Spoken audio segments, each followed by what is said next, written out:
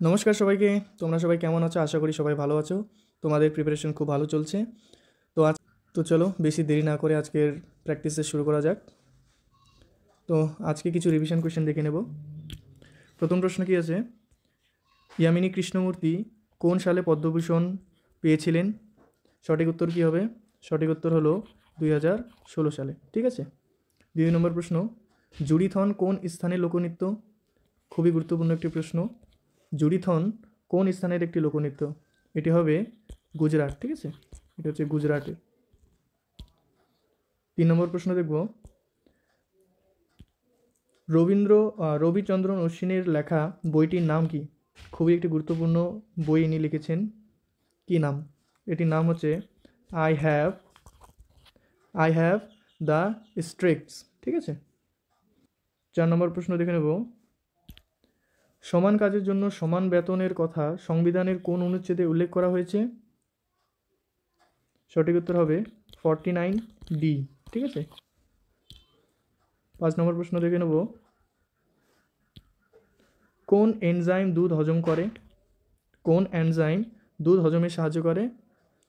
সঠিক উত্তর হবে রেনিন। ঠিক আছে, সঠিক উত্তর হচ্ছে রেনিন। তো আজকে প্র্যাকটিস সেট 4 নিয়ে আলোচনা করছি। অতি অবশ্যই গুরুত্বপূর্ণ এই প্রশ্নগুলি। তোমরা মনোযোগ দিয়ে ক্লাসটি করো এবং নোট করে অবশ্যই পড়বে। ঠিক আছে। তো চলো আজকের প্রথম প্রশ্ন দেখে নেওয়া যাক। নিচের কোন নৃত্যশিল্পী ওড়িশি নৃত্যের সাথে যুক্ত? শুভম নারায়ণ, বিরজু মহারাজ, সুজাতা মহাপাত্র নাকি রুক্মিণী দেবী? সঠিক উত্তর হয়ে যাবে সি নম্বর, সুজাতা মহাপাত্র। এছাড়া দেখো, শোভন নায়ার ইনি কত্থকের সাথে জড়িত, বিরজু মহারাজও কত্থকের সাথে জড়িত, রুক্মিণী দেবী ভারতনাট্যমের সাথে যুক্ত।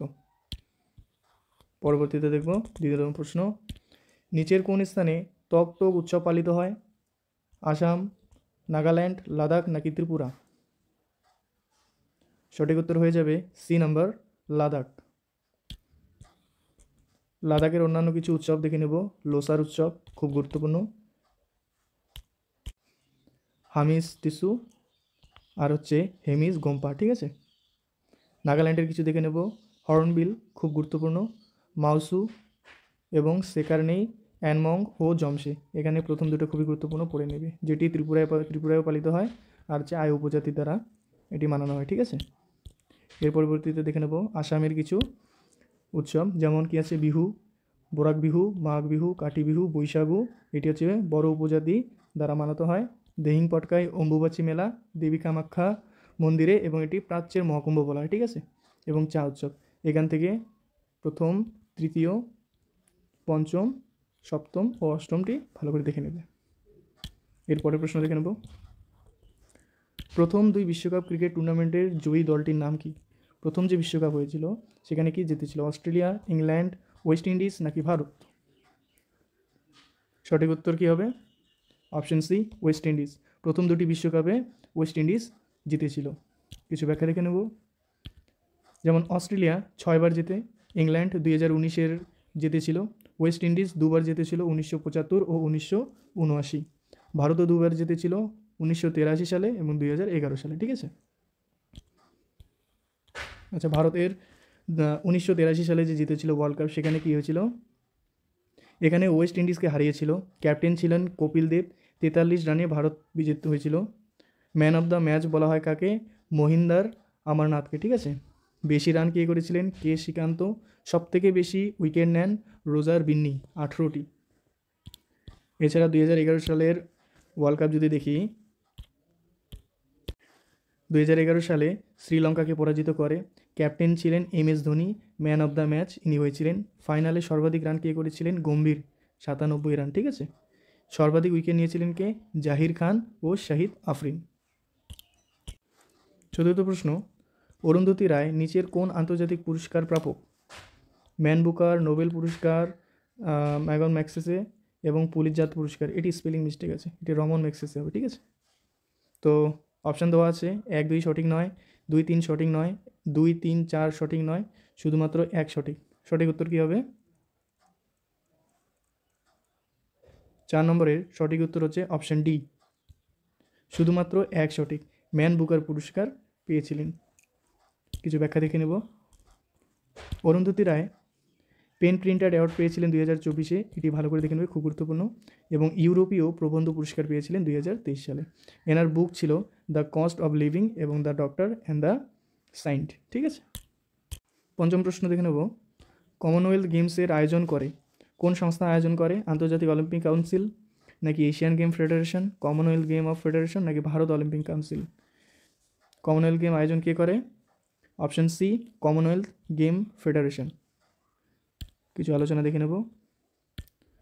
প্রথমবার 1930 সালে হ্যামিলটন কানাডাতে হয়েছিল। 2022-এ হয়েছে বার্মিংহাম ইংল্যান্ড। ভারতের অবস্থান ছিল চতুর্থ। এখানে টোটাল 61টি মেডেল জিতেছে, যার মধ্যে 22টি গোল্ড, 16টি সিলভার এবং 23টি ব্রোঞ্জ। 2026-এ কোথায় হবে? Glasgow, Scotland. ঠিক আছে, 6 নম্বর প্রশ্ন দেখে নেব। কোন সালে ভারত প্রথমবার অলিম্পিক গেমসে অংশগ্রহণ করেছিল? 1900 সালে, 1925, 1923 নাকি 1924? সঠিক উত্তর কী হবে? অপশান এ, 1900 সালে। ঠিক আছে, কিছু ব্যাখ্যা।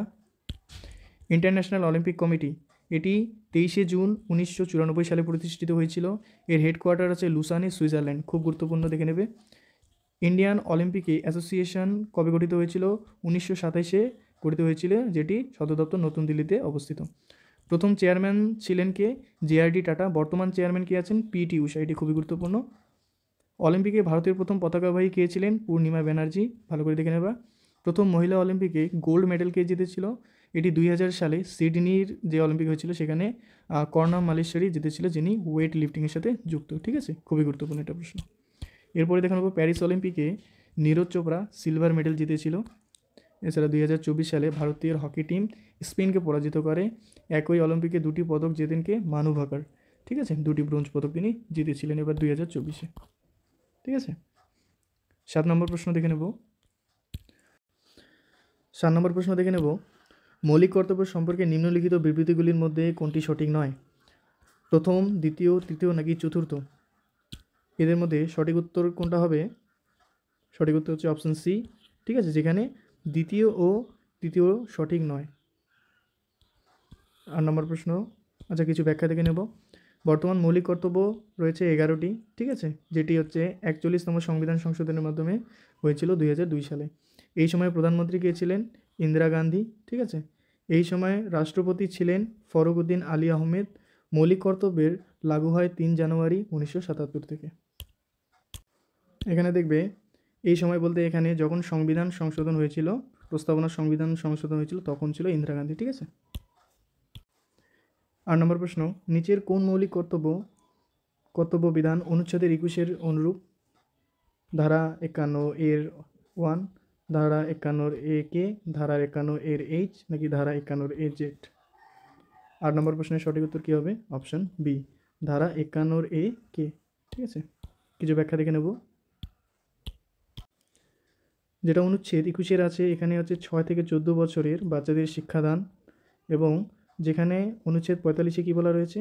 যে 0 থেকে 6 বছর বয়সের শিক্ষাদান। ঠিক আছে, এটা হচ্ছে 6 থেকে 14 বছর 21-এর এ, আর 45 যেটা ওটা হচ্ছে 0 থেকে 6 বছর। এছাড়া 11তম মৌলিক কর্তব্য যুক্ত হয়েছিল 86তম সংবিধান সংশোধনের মাধ্যমে, যেটা 2002 সালে হয়েছিল। ঠিক আছে, এছাড়া কিছু গুরুত্বপূর্ণ সংবিধানের অনুচ্ছেদ দেখে নেবে। ঠিক আছে, যেমন পার্ট 3-র তোমরা পার্ট 3-র যে সমস্ত মৌলিক অধিকারগুলি রয়েছে 12 থেকে 35 পর্যন্ত খুব ভালো করে দেখে নেবে। এখান থেকে খুব চান্স আছে এবার পরীক্ষাতে প্রশ্ন আসার।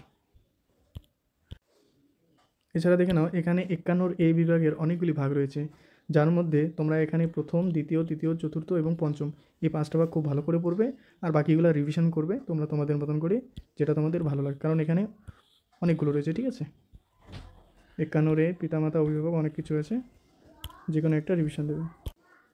9 নম্বর প্রশ্ন দেখে নাও, নিচের মধ্যে কে তুগলক রাজবংশের শাসক ছিল না? মোহাম্মদ বিন তুগলক, রুকনউদ্দিন তুগলক, গিয়াসউদ্দিন তুগলক নাকি ফিরোজ শাহ তুগলক? তো সঠিক উত্তর কী হয়ে যাবে? 9 নম্বরের সঠিক উত্তর হচ্ছে বি নম্বর, রুকনউদ্দিন তুগলক। ইনি তুগলক বংশের শাসক ছিলেন না। বাকি মোহাম্মদ বিন তুগলক, গিয়াসউদ্দিন তুগলক ও ফিরোজ শাহ তুগলক ছিল। ঠিক আছে, কিছু ব্যাখ্যা দেখে নেব। দেখো, তুগলক বংশের যে শাসনকাল কবে থেকে ছিল? 1320 থেকে 1414। এর মধ্যে 1320 থেকে 1325 ছিল গিয়াসউদ্দিন তুগলক, ইনি হচ্ছেন প্রতিষ্ঠাতা। ঠিক আছে, যিনি আর এনার পরে হয়েছেন 1325 থেকে 1351 মোহাম্মদ বিন তুগলক। তুগলক বংশের অন্তিম শাসক কে ছিলেন? নাসিরউদ্দিন মেহমুদ, যিনি 1395 থেকে 1414 শাসন করেছিলেন। এই প্রশ্নটি খুবই গুরুত্বপূর্ণ, এই প্রশ্নটি খুব ভালো করে পড়ে নেবে, ঠিক আছে। প্রশ্ন আসতে পারে যে তুগলক বংশের শেষ শাসক কে ছিলেন? সে হচ্ছে নাসিরউদ্দিন মেহমুদ।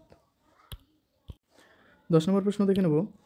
কী বলা আছে যে নিম্নলিখিত সুলতানদের মধ্যে কারা তুগলক রাজবংশ রৌপ্যের পরিবর্তে তামার মুদ্রা জারি করেছিল? কী হবে? কারা না, এখানে কে হবে, ঠিক আছে। কে তুগলক রাজবংশের রৌপ্যের পরিবর্তে তামার মুদ্রা জারি করেছিল? ফিরোজ শাহ তুগলক, মোহাম্মদ বিন তুগলক, গিয়াসউদ্দিন তুগলক নাকি মালামুদ তুগলক? সঠিক উত্তর কী হয়ে যাবে 10 নম্বরের? সঠিক উত্তর হচ্ছে option B number, Mohammad bin Tughlaq, ঠিক আছে। কিছু ব্যাখ্যা দেখে নেব। মোহাম্মদ বিন তুগলকের, যেটা আগে বললাম যে 1325 থেকে 1351 এনার শাসনকাল। ইনি রাজধানী দিল্লি থেকে দেবগিরিতে প্রতিষ্ঠা করেন, ঠিক আছে। এই সময় 1333 সালে ইবন বতুতা এসেছিলেন। ইবন বতুতার বই ছিল রেহেলা, এবং 1342 খ্রিস্টাব্দে ইবন বতুতা এনাকে চীনে পাঠিয়েছিলেন। এনাকে বলতে কেনাকে? এনাকে বলতে এখানে হচ্ছে ইবন বতুতাকে, ঠিক আছে। 11 নম্বর প্রশ্ন দেখে নেব। কি বলা রয়েছে, নিচের কোন শাসক 11 নম্বর প্রশ্ন থেকে নেব। নিচের কোন তুগলক শাসক ধর দুর্গ নির্মাণ করেছিল? মহারাজ মোহাম্মদ তুগলক, ফিরোজ শাহ তুগলক, গিয়াসউদ্দিন তুগলক নাকি মোহাম্মদ বিন তুগলক? 11 নম্বর প্রশ্নের সঠিক উত্তর কী হয়ে যাবে? অপশান এ, মোহাম্মদ তুগলক, ঠিক আছে। কিছু ব্যাখ্যা দেখে নেব। তুগলক বংশের প্রথম শাসক ছিলেন গিয়াসউদ্দিন তুগলক। ফিরোজ শাহ তুগলক সুলতান আমলের আকবর ও ঔরঙ্গজেব নামে পরিচিত, ঠিক আছে। সব থেকে বেশি নগর স্থাপন ইনি করেছিলেন, প্রায় 300রও বেশি নগর। এনার যে আত্মকথা ছিল সেটা হচ্ছে ফতুহাত এ ফিরোজ শাহী। এছাড়া এনাকে দিল্লি শাসনের সব থেকে ভ্রষ্ট রাজা বলা হয়, ঠিক আছে। ইনি ভ্রষ্ট রাজা কেন বলা হয়? এনার পিছনে কারণ হচ্ছে ওনার যে ইতলাক যে একটা প্রথা তৈরি করেছিল, তার জন্য এনাকে ভ্রষ্ট রাজা বলা হতো, ঠিক আছে। এছাড়া দেখে নাও, কুতুব মিনার নির্মাণ কাজ কে শুরু করেছিলেন? কুতুবউদ্দিন আইবক। এটি নির্মাণ কাজ শেষ কে করেছিলেন? ইলতুৎমিশ, ঠিক আছে। 12 নম্বর প্রশ্ন দেখে নেব।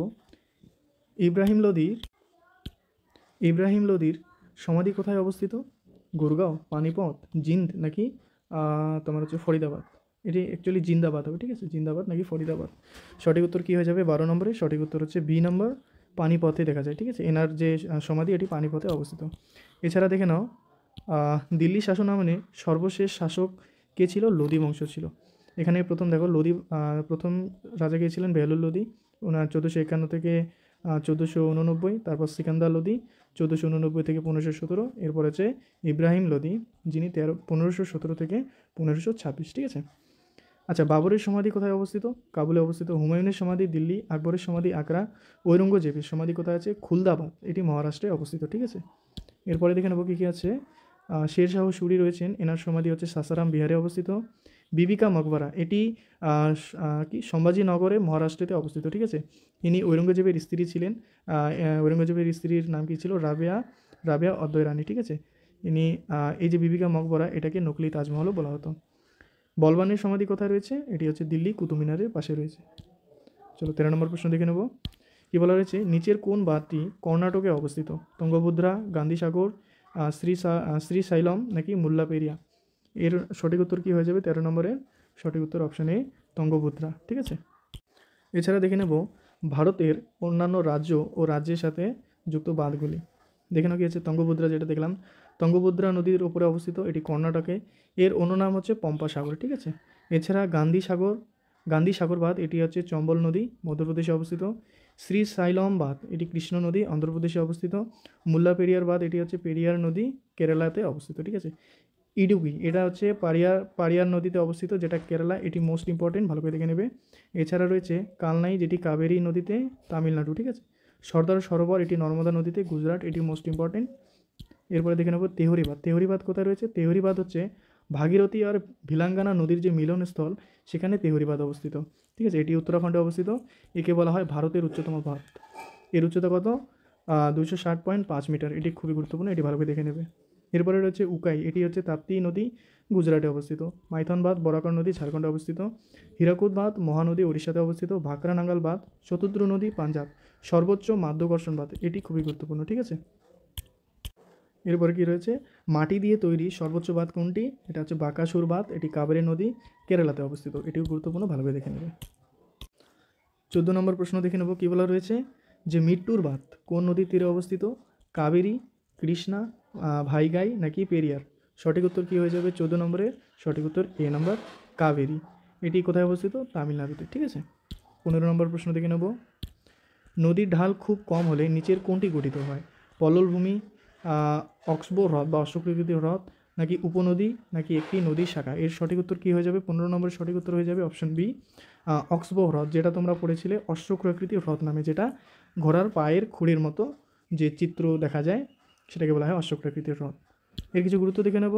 সবথেকে বড় অশ্বকৃতি যে হ্রদ সেটি কোথায় অবস্থিত? সেটা হচ্ছে কানওয়ার হ্রদ, অশ্বকৃতি হ্রদের নাম হচ্ছে কানওয়ার হ্রদ, যেটি বিহারে অবস্থিত। ঠিক আছে, এরপরে 16 নম্বর প্রশ্ন দেখে নেব। জাতীয় উন্নয়ন পরিষদ মানে এনডিসি এটি কবে প্রতিষ্ঠিত হয়? কবে প্রতিষ্ঠিত হয়েছিল? দেখো, 1947, নাকি 1963, 1952, নাকি 1954? সঠিক উত্তর কী হবে? সঠিক উত্তর হয়ে যাবে 16 নম্বরের সঠিক উত্তর হয়ে যাবে অপশন সি, তোমার 1952 সালে। ঠিক আছে, কিছু গুরুত্বপূর্ণ বৈশিষ্ট্য দেখে নেব। আচ্ছা, এটি প্রতিষ্ঠিত হয়েছিল 6 আগস্ট 1952 সালে। এর চেয়ারম্যান কে করে? প্রধানমন্ত্রী করে। ঠিক আছে, এছাড়া যোজনা কমিশন এটি কবে গঠিত হয়েছিল? 1950 সালে। পরিকল্পনা কমিশন পরিবর্তে নীতি আয়োগ গঠিত হয়েছিল। ঠিক আছে, এটি হচ্ছে 1 জানুয়ারি 2015 সালে। এই সময় প্রধানমন্ত্রী কে ছিলেন? প্রধানমন্ত্রী ছিলেন নরেন্দ্র মোদী। ঠিক আছে, 17 নম্বর প্রশ্ন দেখে নেব। একটি দেশের মোট দেশজ উৎপাদন মানে যেটা জিডিপি সেটা কি? অপশন এ 1 বছর উৎপাদিত ব্যবসায়ী পণ্যের মোট মূল্য, নাকি অপশন বি 1 বছরের মধ্যে আর্থিক ও অআর্থিক পণ্য পরিষেবার মোট মূল্য, অপশন সি 1 বছরের মধ্যে দেশের সম্পত্তি অর্থনৈতিক লেনদেনের মূল্য, অপশন ডি ওপরের কোনোটি নয়। 17 নম্বর প্রশ্নের সঠিক উত্তর কী হবে? অপশন বি, যেটা আছে 1 বছরের মধ্যে আর্থিক ও অআর্থিক পণ্য পরিষেবার মোট মূল্যের উপর জিডিপি নির্ধারণ করা হয়। ঠিক আছে, কিছু দেখে নেবো ডিটেলস। যেটা আছে জিডিপির ফুল ফর্ম কি? Gross domestic product. ঠিক আছে, জিডিপির যে ফর্মুলা সেটা হচ্ছে C plus I plus G plus X minus এক। এখানে সি বলতে হচ্ছে কনজামশন, আই বলতে হচ্ছে ইনভেস্টমেন্ট, জি বলতে গভর্নমেন্ট, এক্স বলতে এক্সপোর্ট এবং এম বলতে ইম্পোর্ট। ঠিক আছে, জিডিপি যে গণনা হয় সেটা হচ্ছে বর্তমান মূল্যের ওপর করা হয়। 18 নম্বর প্রশ্ন দেখে নেব। পৃথিবীতে একজন মানুষ যখন চাপ দেয় তখন সেটা কী ধরনের চাপ দেখা যায়? যে কী বলা রয়েছে, নিজের পায়ের ওপর দাঁড়িয়ে থাকা, নাকি পা ভাঁজ করে বসা, নাকি জমিতে শুয়ে থাকলে, নাকি এক পায়ে দাঁড়িয়ে থাকলে? মানে কখন বেশি প্রেশার পড়ে পৃথিবীর ওপরে? ঠিক আছে, তো মানুষ কোন পজিশনে থাকলে? তো এর অপশনের অ্যান্সার কী হতে পারে? 18 নম্বর হচ্ছে অপশন সি নম্বর। ঠিক আছে, যখন জমিতে আমরা শুয়ে থাকি তখন পৃথিবীর পৃষ্ঠে আমাদের শরীরে সবচেয়ে বেশি চাপ পড়ে। 19 নম্বর প্রশ্ন দেখে নেব। নিচের কোনটি জিপসামের রাসায়নিক সূত্র? CaSO.2Ho, নাকি Ca2SiO4, নাকি 2CaSOH2O, নাকি CaSO4? 19 নম্বর প্রশ্নের সঠিক উত্তর কী হয়ে যাবে? Option A, CaSO2H2O। ঠিক আছে, কিছু ব্যাখ্যা দেখে নেব। CaSO4 এটার হচ্ছে সালফিউরিক, এটা হচ্ছে ক্যালসিয়াম সালফেট। ঠিক আছে, যেটা NO2CO3 এটা হচ্ছে সোডিয়াম কার্বোনেট, যেটাকে ওয়াশিং সোডা বলা হয়। আর হচ্ছে NaHCO3 যেটা আছে এটা হচ্ছে সোডিয়াম বাইকার্বনেট, যেটাকে হচ্ছে বেকিং সোডা বলা হয়। ঠিক আছে, ওয়াশিং সোডা যেটা কাপড় ধোয়ার কাজে লাগে। ঠিক আছে, আর বেকিং সোডা যেটা হচ্ছে খাওয়ার কাজে লাগে। এছাড়া HNO3 যেটা আছে এটাকে বলা হয় নাইট্রিক অক্সাইড। অ্যামোনিয়াম ক্লোরিক অ্যাসিডের সংকেত হচ্ছে NH4CI। এছাড়া দেখো POP মানে হচ্ছে পোস্টাল পার প্যারিস, এটা হচ্ছে হাড় জোড়ার কাজে লাগে। ঠিক আছে, CaOCl2 যেটা আছে এটা হচ্ছে ব্লিচিং পাউডার। ঠিক আছে, যেটা ব্লিচিং পাউডার ইউজ করি এর সংকেত হচ্ছে CaSO2। 20 নম্বর প্রশ্ন, আজকের প্র্যাকটিস সেটের লাস্ট প্রশ্ন। ঠিক আছে, দেখে নেবো চলো। কী আছে যে হৃৎপিণ্ডের থেকে শরীরের বিভিন্ন অংশে রক্ত বহনকারী হলো ড্যাশ। কি হৃৎপিণ্ড থেকে শরীরে রক্ত প্রবাহ করে? শিরা, শ্বাসনালী, ধমনী, নাকি প্লাজমা? 20 নম্বর প্রশ্নের সঠিক উত্তর কী হয়ে যাবে? সি নম্বর, ধমনী। ঠিক আছে, কী বলা রয়েছে দেখো, যে অশুদ্ধ রক্ত বাহিত হয়, শিরাতে অশুদ্ধ রক্ত বাহিত হয়, রক্ত শরীর থেকে হার্টের মধ্যে যায় আর কি। যেটা শিরার কাজ কি? শিরার কাজ হচ্ছে যে সমস্ত রক্ত শরীরে থাকে সেটা হচ্ছে পুনরায় আমাদের হার্টে নিয়ে আসে। ঠিক আছে, এজন্য এখানে অশুদ্ধ রক্ত থাকে। ফুসফুস, এটি ফুসফুস শিরা, এটা কি এখানে শুদ্ধ রক্ত বাহিত হয়, যেটি রক্ত হার্ট থেকে আমাদের শরীরে চলে যায়, একদম পরিষ্কার রক্ত। ঠিক আছে, সবথেকে বড় ধমনী কি? এটির নাম হচ্ছে মহাধমনী। ক্যারোটিড কি? ক্যারোটিড হচ্ছে মাথা ও গলায় রক্ত প্রবাহ। ঠিক আছে, যেটি আমাদের হার্ট থেকে মাথা ও গলার মধ্যে রক্ত প্রবাহিত করে, সেটার নাম হচ্ছে ক্যারোটিড। তো আজকের 4 নম্বর প্র্যাকটিস সেট হয়ে গেল। এর পরবর্তীতে 5 নম্বর প্র্যাকটিসে নিয়ে আলোচনা করব। যারা যারা চ্যানেলটিতে নতুন আছো অতি অবশ্যই সাবস্ক্রাইব করে বেল আইকন দাবিয়ে দিও, তাহলে তোমাদের কাছে সবার আগে নোটিফিকেশান চলে যাবে এবং তুমি তোমার পরীক্ষার জন্য খুব ভালো প্রিপারেশন করতে পারবে। ঠিক আছে, থ্যাংক ইউ সো মাচ সবাইকে ভিডিওটি দেখার জন্য। আশা করি তোমাদের পড়াশোনা খুব ভালো হচ্ছে।